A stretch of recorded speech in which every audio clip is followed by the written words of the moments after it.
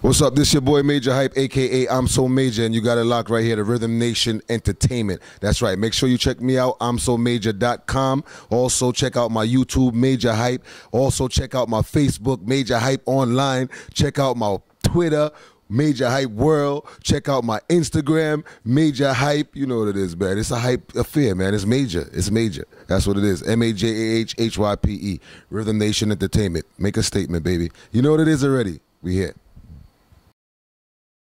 Welcome to Rhythm Nation Entertainment. This is Chanteezy, and I'm here with a special guest for you, Majah Hype. Majah, welcome to our show. Thank you. Thank you. It's a privilege to be here. How are you? I'm fine today. How are you? I'm great. All right, so I see we're dressed like, we're opposing each other like we're, Bloods and Crips over here, but we're here to do a peace treaty. Yeah, we're still here. One unity, you know what I mean? Exactly. So tell us a little bit about yourself. Now, I know you personally from seeing you on my Facebook news feeds, laughing, seeing you on my Instagram, seeing you on my YouTube. I'm like, who is this guy? Just like you have on your website. Who is this guy? Yeah. So tell us a little bit about yourself. Where are you from? How did this come about? Well, my name is Majah Hype. I started I've been a comic for all my life. But professionally, on a professional level, I started it actually last year, September.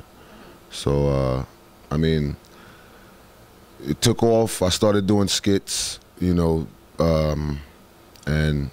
raising the bar by creating characters and stuff like that, and it worked out. People gravitated to it, and it's just been successful ever since then. Everywhere I go, somebody's like, aren't you that guy? Aren't you that guy? You know what I mean? And I've started it on Instagram. And when I started on Instagram, I had a personal account, and it was probably about 1,500 to 2,000 people. And the more I did my comedy, the more the followers grew and the fans grew and stuff like that. So it actually... It's at 106,000 right now, and I started a YouTube and stuff like that, and it's just been successful since then. So I guess I'm Majah Hype the comedian. You know what I mean? I'm the part about me saying where I'm from, I don't really put that out because.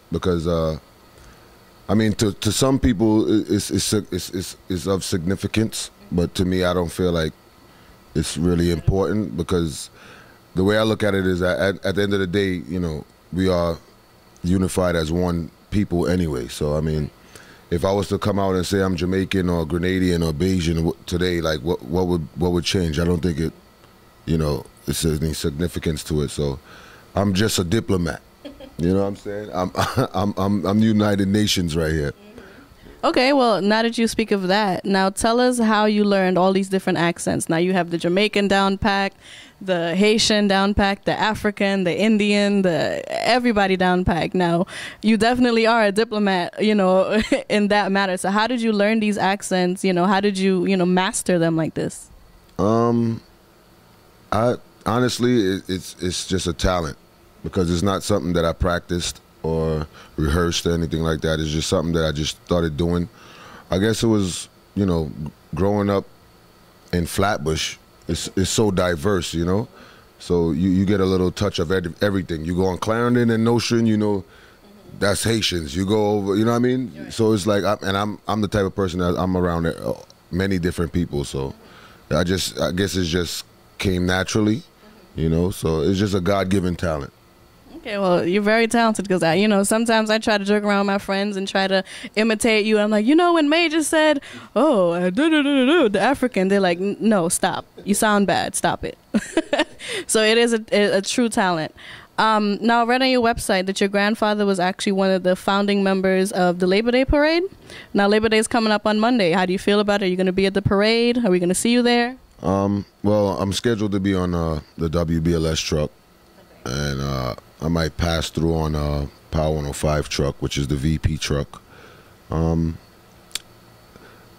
Labor Day to me, I mean, my grandfather passed away years ago, rest his soul. But every time Labor Day comes around or my birthday comes around, it's always like, you know, a special moment for me because it's remembrance. You know, it's like the reason why I say my birthday is because I was born December 12th. He's born December 14th. So we were like so similar. And speaking about my grandfather, he had a band. And when I was growing up, he realized that I was influenced by him and, you know, talented in certain ways. And I started playing the alto saxophone at 5 years old. Oh, wow. You know, and currently now I now play 7 different instruments. What are they?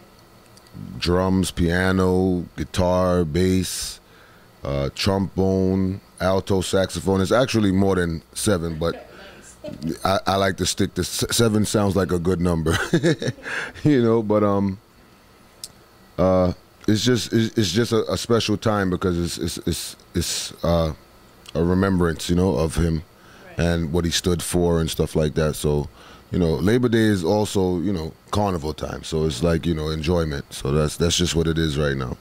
Okay. Now I know you also have your singing career. So you have your singing career. We know Majah, the artist, and it is Majah, the comedian. So how are you balancing both? You know, which one would you say you're more, you know, into, or which one should we expect to see more of you from in the future? Or is it just a balance? We're going to see Majah, the comedian, and Majah, the musician. Well, I definitely try to balance it out. Comedy is a thing that, like I said, this is just me. Being a comedian and being funny and jokey, that's just me. That's just my personality. So that's gonna be me on a daily basis. You know, I could write 12 songs and sing 12 songs and let those songs work. You know, but my personality will always be the same. So I think the comedic side is always going to be a little bit, you know, unbalanced over singing. But that's just because once you sing, once you go in the studio and put it down, it's like, okay, that's there. You know what I mean? So and I do comedy on a daily basis. I'm probably one of the only comedians that puts up stuff daily. I recently got overwhelmed with work. You know, being that I'm going to begin shooting a movie, and also shooting my documentary at the same time. So I've slowed down on putting up stuff on a daily basis, but basically every other day I put something up, you know. So it's gonna be a balance, but an unbalance. You know what I mean? Because it's gonna look balanced to the people out there because they'll hear the music and stuff like that. And also I'm a producer, so I'm also working with other artists. You know what I mean? Such as like Egyptian and, you know, Future Fambo and these people and stuff like that. And so even though they might not see that side of the work, it's still work being done behind the scenes. So I mean, it's a rough task to have so much different entities and show it all the same, you know, appreciation that you have to, and the same attention that you have to, you know. But as far as I'm concerned, nothing comes free, and you do it well. Nothing comes easy. So, you know, you got to work hard if you want to be successful, you know. I agree. Now, with your comedy, now I understand we don't usually just see Majah. We see these different characters. Now, tell me the names of these characters and tell me a little bit about their personalities. And I know you have your little that does piss me off. And you have your little clothing line with it. So tell me a little bit about that community, because it's actually turned into a whole community, you know, where people come especially to you and they want to see these characters. It's almost like they're watching a one-man show, which is exactly what you do. You put on a one-man show. So tell me about these characters and how they came about. How did you come up with them? You know, like I said, growing up out here in Flatbush, you run into a lot of different situations and scenarios where that person, you might take a little bit from that person and a little bit from this person and, you know, create something of your own. And that's basically what I did. You know, I got so many different characters. It's like ridiculous, you know. But I got the Ras, which is from Jamaica, and he's a Rastafarian, and he's like low tolerance to anything. You know, he's like the super homophobic dude, and I mean, things that we might not look at as being homosexual or whatever, he would. You know what I mean? Like you tell him, yo, meet me on Glenwood, and he's like, Glenwood? No, Glenwood. You know what I mean? So it's like everything is like a problem for him. He's just like, you know, low tolerance with everything, basically. You know. You have Grandpa James, which is an older character that I created somewhere in his 70s, you know, from Trinidad, and he's similar but has different beliefs, you know what I mean, and the homophobic thing doesn't really work with him. He don't really care about that, you know what I mean, and he just speaks his mind, really, you know what I mean. That's why the name of his show is That Does Piss Me Off, because he speaks about the things that pisses him off, and he don't care how nobody feel about it, you know. I got Adam, which is Adam the West Indian Watcher. And he goes around and watches certain setups and plots, you know, like it could be us right now talking, and he'll be in the corner watching and like, did you hear what he just said? You know, because he's from the UK, you know. Also, I have Colin, which is from Guyana. You know, Colin is the one who always complain about somebody eating his cheese roll and all kind of thing. Who eat me cheese roll and all, you know, I mean, them kind of thing. So it's a host of different artists. I mean, different characters. You know, there's Peter from Grenada. There's Hainsley from Barbados. I try to basically touch every Caribbean because, like I said earlier, at the end of the day, we are all one. You know what I mean? You might call something a different name, but at the end of the day, it's the same thing. Right. You know what I mean? We all stand for the same morals, basically. You know what I mean? And we all have some similarities in some type of way. So, I mean, like Jamaica has a slogan that says, out of many, one people. And I believe that's a slogan for West Indian, Caribbean, black people on the whole. You know what I'm saying? Out of many, we are one. I mean, you might look different, I might look different, whoever else might look different, but at the end of the day, we're all the same person. You know what I mean? So I try to touch basically every Caribbean market I could find, or you know, I could adjust to. You know, like you have Gene, the Haitian, you know, who rents his place to the Ross, and the Ross is not paying rent, so he wants to turn off their water. I'm gonna turn up the water so you cannot bathe. You know what I'm saying? That kind of vibe. So I mean, it's and you know, when you do things like what I'm doing, you realize that the Caribbean is really bigger than what people think. You know what I mean? There's many different islands. There's many different countries. You know what I mean? And like on a daily basis, if I do say 5 Caribbean islands, there's always somebody that's going to leave a comment like, do this island, do that island, do Belize, do Antigua, do St. Lucia, you know what I mean? So you realize that it's a real big demographic, you know what I mean? So I try to touch everybody and make everybody happy, you know?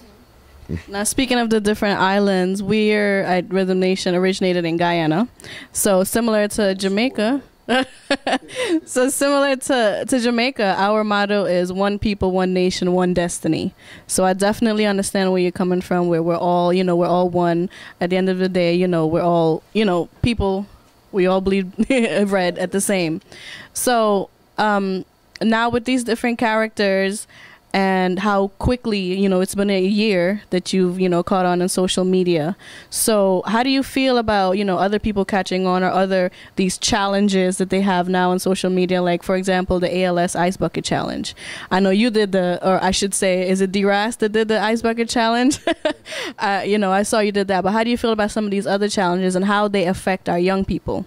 I mean, if it's a challenge that's you know, sensible, to the point where nobody's getting injured or anything like that, and it's for a good cause, then, you know, I say go with it.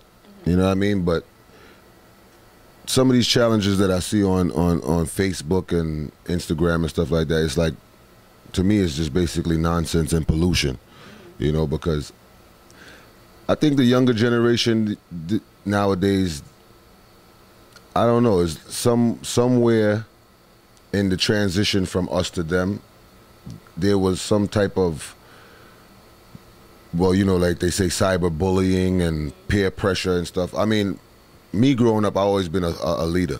Right. You know, if I wasn't into something, I just wasn't into it, and I didn't care how anybody felt about my decision of me. You know what I mean? And I think there's a lot more peer pressure nowadays with these kids. I mean, if you could breathe 25 times and hold it in and let somebody push up against your chest till you pass out, I mean, then you really have issues. You know, who wants to pass out? You know what I mean? Who wants that?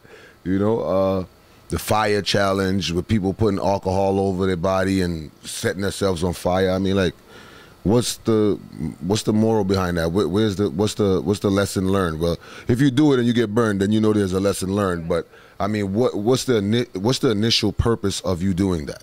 You know, just to say, oh, I set myself on fire. You know what I mean? I even seen stuff where people was jumping off of like 6-story roofs into pools. And I'm like, what is going on nowadays? You know what I mean? But it's somehow we gotta, you know, straighten it out and let these younger youths know growing up that you don't have to do something that everybody else is doing. You know, you could create your own lane and be you. You know, and if you got to be, the first thing you got to do is be comfortable with who you are.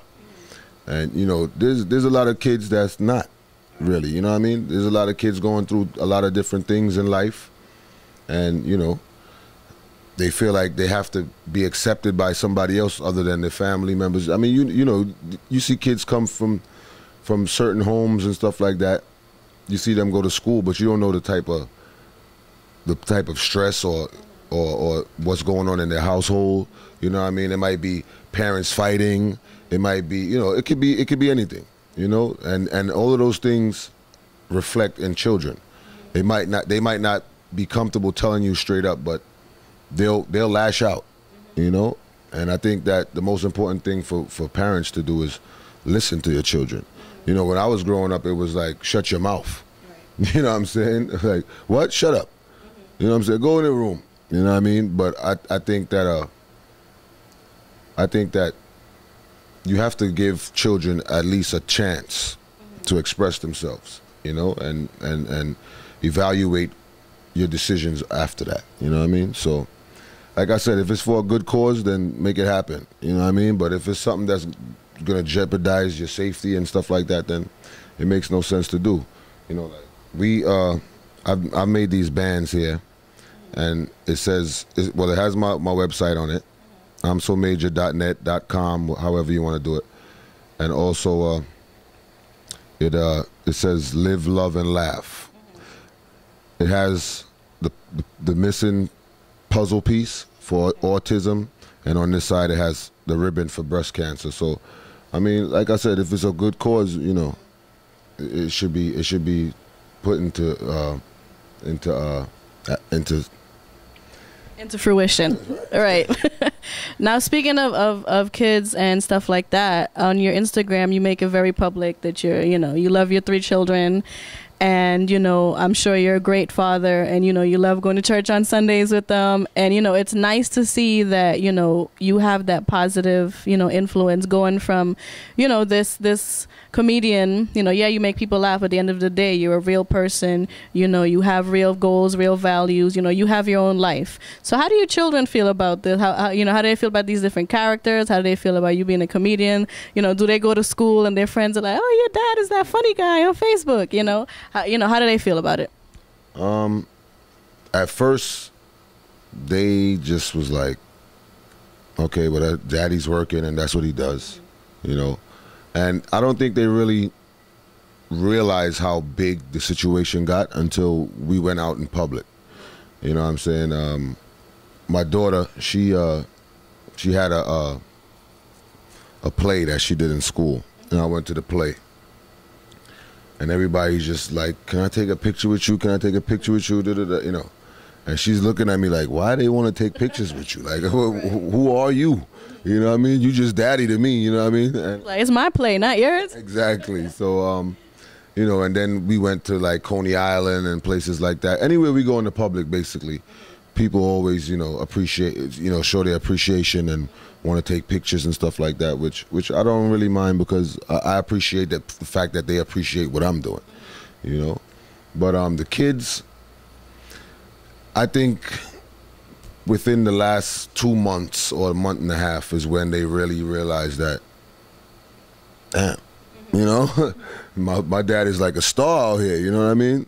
And I mean, my son, I have a son that lives in the Bronx, and, you know, I put up a few pictures of him and stuff like that, and he tell me that he get harassed at school.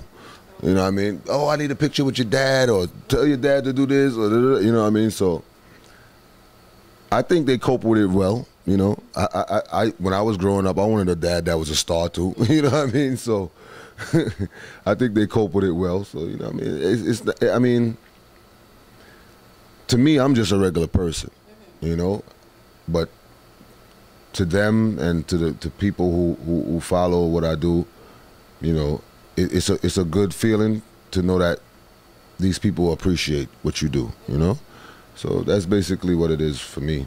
Okay, now what can we expect from you, you know, as a comedian in the future? Like, I know you do these weekly shows, or is it monthly shows? You're going on tour, you know, and what can we expect from you as a musician, you know, in the future? What should we look forward to seeing from you? Well, you could always, either entity, you could always, you know, look forward to a good performance, you know. I'm starting a monthly Wednesday night comedy show at Club Freeze. It's going to start September 17th. I'll be doing one major headline a month, you know, as far as me doing stand-up, but the rest of the weeks I'll just be hosting and, you know, bringing other talents to, you know, to exposure, you know what I mean? Whether it's poetry, whether it's violinists, whether it's, you know, comedic, whatever. I just want to be able to have an outlet for people to show their talents. So, you know, that's what I'm starting to do September 17th. I'm touring, you know, doing a lot of touring and hosting and stand-up work. We're going to be in Canada next month for a while. We're going to be in Orlando, Florida, and, you know, all these places. And also on the music side, you know, I mean, I have songs out there right now that's being played, and, you know, I'm just promoting it and putting the work out, actually shooting a video tomorrow for one of my songs called We're All Alone. And I mean, just look out for the name, you know what I mean? Just look for the name, because if you look for Majah Hype, you'll find everything. If you check out the YouTube channel, Majah Hype, you're gonna see the comedy, you're gonna see videos, music videos, you're gonna see interviews, you're gonna see my EPK. You know, there's a lot of things up there. So, you know, if you just search the name, Google the name, however you wanna do it. You know, my Facebook is Majah Hype Online. Instagram is Majah Hype, and it's spelled MAJAHHYPE. And you could just always, like I said, every time I put in work, I always look at it as my last performance. You know, if somebody's gonna do their last performance, they're gonna make sure it's done well so that they could be out with a bang. You know, and I look at that as every day. You're only as good as your last show. You know what I mean? So never, I mean, just never give up, and, you know, just look forward to being you. You know what I mean? And going hard, because if you don't go hard in any business, it's not gonna work. You know what I mean? I don't care what you're doing. I don't care what you're doing. You could be a teacher, you could be, you know, a store owner. I mean, if you don't put in that work, you're not gonna see results. It's just like being in the gym. You know what I mean? You could sit down on your couch and eat all day and don't see no results, or you could go to the gym and work out and, you know, keep yourself fit, and you'll see results. You know?